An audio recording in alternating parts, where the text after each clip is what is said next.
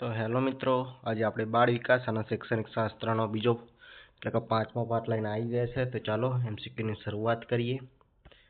તો પહેલો પ્રશ્ન છે કે બાલ વિકાસ કયા ક્ષેત્રના સંદર્ભમાંના વિકાસ પર ધ્યાન આપવાનું રાષ્ટ્રીય શિક્ષણ નીતિ સૂચવે છે? બરોબર. ઓપ્શન નંબર એ મૂલ્યાત્મક, ઓપ્શન નંબર બી વિવેચનાત્મક, ઓપ્શન સી સાંસ્કૃતિક અને ઓપ્શન નંબર ડી બૌદ્ધિક. આમાં જવાબ આવશે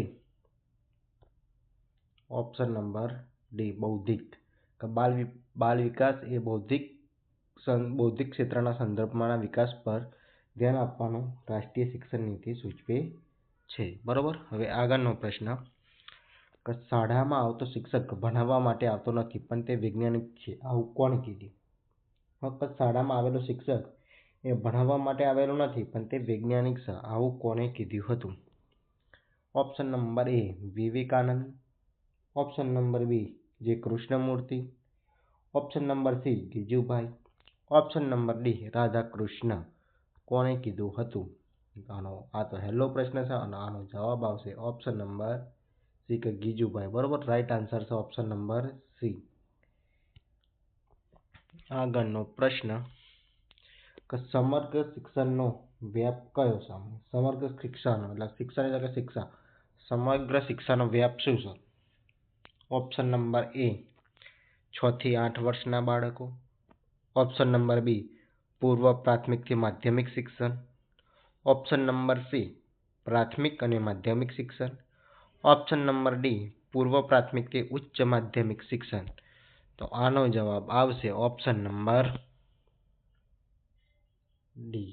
સાચો જવાબ છે ઓપ્શન નંબર ડી. બરોબર. પૂર્વ પ્રાથમિકથી ઉચ્ચ માધ્યમિક શિક્ષણ સમગ્ર શિક્ષાનો વ્યાપ. શિક્ષણ નહીં આવે, શિક્ષા આવશે અહીંયા. બરોબર. શિક્ષા સમગ્ર શિક્ષાનો વ્યાપ.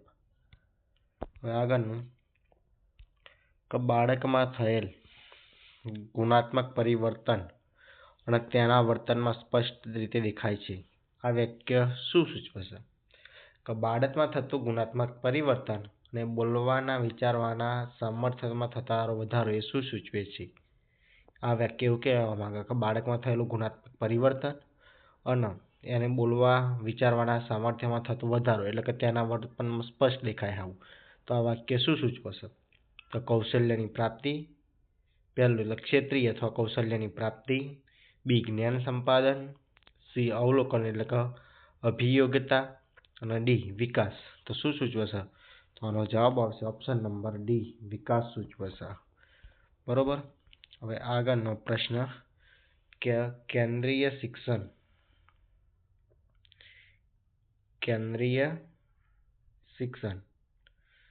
પરિષદે કયા જૂથોને સામેલ કરવા કહ્યું છે? ઓપ્શન નંબર એ વિદ્યાર્થી, માતા પિતા, શાળા, ઓપ્શન નંબર બી આચાર્ય, શાળા, વાલી, ઓપ્શન નંબર સી વાલી, શાળા, સમજ, કે ઓપ્શન નંબર ડી વિદ્યાર્થી, શિક્ષક, શાળા, સમજ. તો કેળવણી એ ત્રિધ્રુવી પ્રક્રિયા છે. એમાં કયા 3 ધ્રુવનો સમાવેશ કરવામાં આવે છે? બરોબર. કયાનો સમાવેશ કરવામાં આવશે? બોલો. કેન્દ્રીય શિક્ષણ પરિષદે તો આમાં આવશે ઓપ્શન નંબર ડી જવાબ વિદ્યાર્થી, શિક્ષક, શાળાના સમાજ. બરોબર. હવે આગળનો પ્રશ્ન કે પ્રેરક પ્રતિવાદ. બરોબર. કે પ્રેરક પ્રતિસાદના તત્વો શિક્ષણ માટે આધારરૂપ છે. આ પ્રત્યયને શું કહેવામાં આવે? કૌશલ સંશોધન, ડિજિટલ લર્નિંગ, સંવાદાત્મક કે વર્તનશાસ્ત્ર. બરોબર. પ્રેરક પ્રતિસાદના તત્વો શિક્ષણ માટે આધારરૂપ છે. આ પ્રત્યયને શું કહેવામાં આવે? આના આવશે ઓપ્શન નંબર સી સંવાદાત્મક. બરોબર. હવે આગળનું કે મોટે ભાગે કોઈને ગમે છે પરંતુ તેની સાથે જોડાયેલી જવાબદારીઓ ગમતી નથી. આ કયો સંઘર્ષ કહેવાય?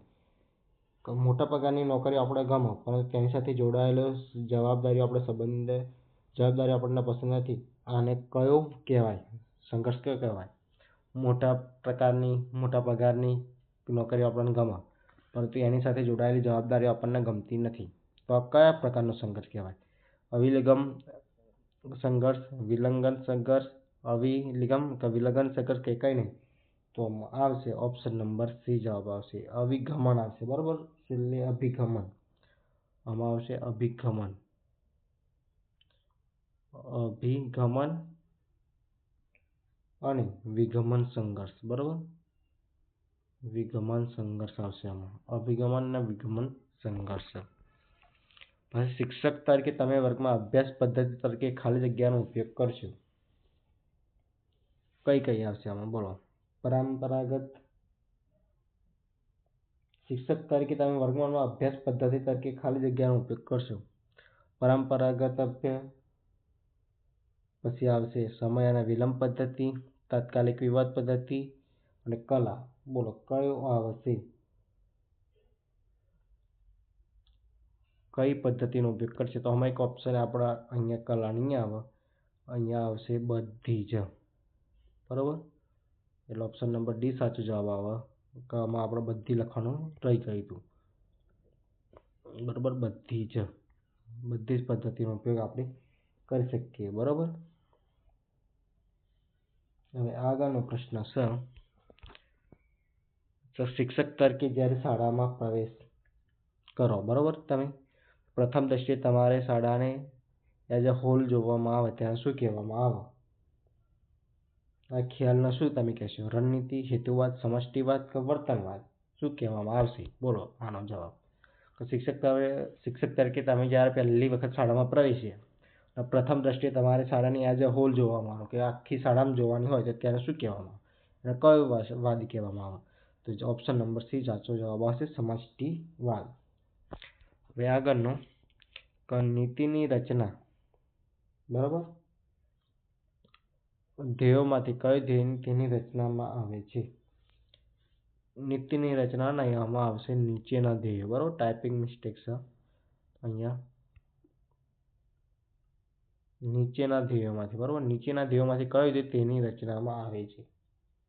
નીચેના ધ્યેયોને ધ્યાનમાં રાખીને શેની રચના કરવામાં આવે છે એવું કહેવામાં આવે છે, પણ અહીંયા ધ્યેયો લખેલા નથી. આ પ્રશ્ન ટાઈપિંગ મિસ્ટેક છે, એટલે આ પ્રશ્ન જવા દેજો. આપણે આગળનામાં આ પ્રશ્ન લઈ લઈશું. બરાબર, તો બીજા વિડીયો જોવા માટે મારી ચેનલ લાઈક કરો, શેર કરો અને સબસ્ક્રાઈબ કરો. થેન્ક